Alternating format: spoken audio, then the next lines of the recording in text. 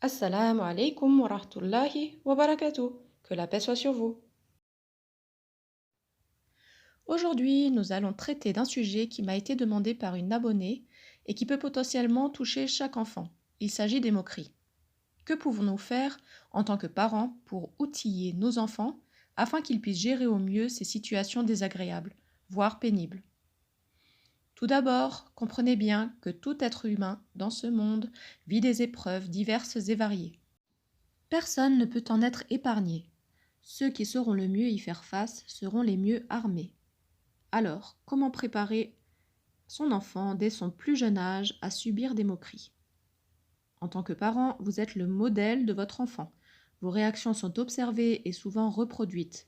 Donc assurez-vous de montrer que vous êtes forte, confiante et convaincue que tout va se régler rapidement. Les épreuves sont un bien, car c'est par elles qu'on apprend et qu'on devient plus fort.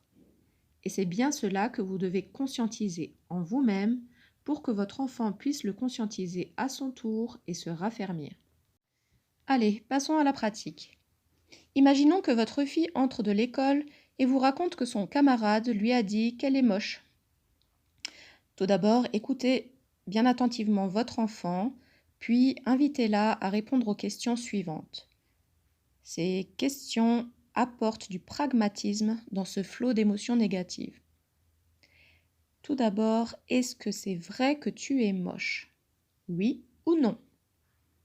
C'est votre enfant qui doit y répondre. Vous, évidemment, pour vous, c'est non. Si la réponse est non pour votre enfant, c'est que l'enfant agresseur a menti, tout simplement, et il n'est donc pas nécessaire de s'attarder sur les paroles des menteurs. C'est ce message que doit comprendre votre enfant. Et vous verrez que souvent, on peut s'arrêter à cette étape. Si votre enfant hésite ou répond « oui, je suis moche », alors c'est l'occasion d'avoir une discussion sur ce sujet. Pourquoi ne se trouve-t-elle pas belle? Que pourrait-elle faire ou changer pour se trouver plus jolie? Et bien sûr, dites-lui qu'à votre avis, elle est magnifique et que votre point de vue devrait compter plus que celui d'un camarade. Vous verrez que ces étapes sont transposables pour d'autres moqueries. Et imaginons que la moquerie porte sur un détail physique ou sur quelque chose qu'on ne peut pas changer, par exemple une cicatrice au milieu de la figure.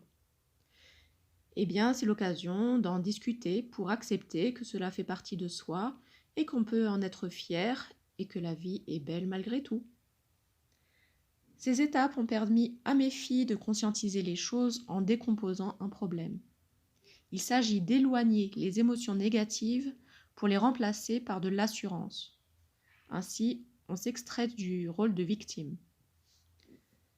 De retour à l'école, si l'agresseur récidive, eh bien les moqueries sont analysées par l'enfant qui comprend rapidement que le problème est surtout au niveau du camarade et que je n'ai pas besoin de souffrir par sa faute.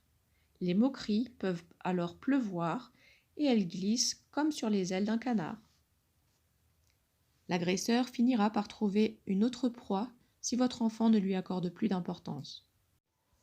Quand l'enfant se respecte et s'accepte, alors il pourra se faire respecter. Cela dit, en cas d'agression physique, par contre, c'est un autre sujet. Et là, il peut être nécessaire de faire intervenir des adultes, des professeurs, les parents, le directeur. Mais les moqueries devraient pouvoir se gérer facilement. En tout cas, cela a été très utile pour mes filles, alors j'espère que ce le sera aussi pour vous.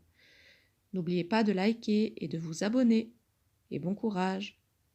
Assalamu alaikum wa rahmatullahi wa barakatuh. Que la paix soit sur vous.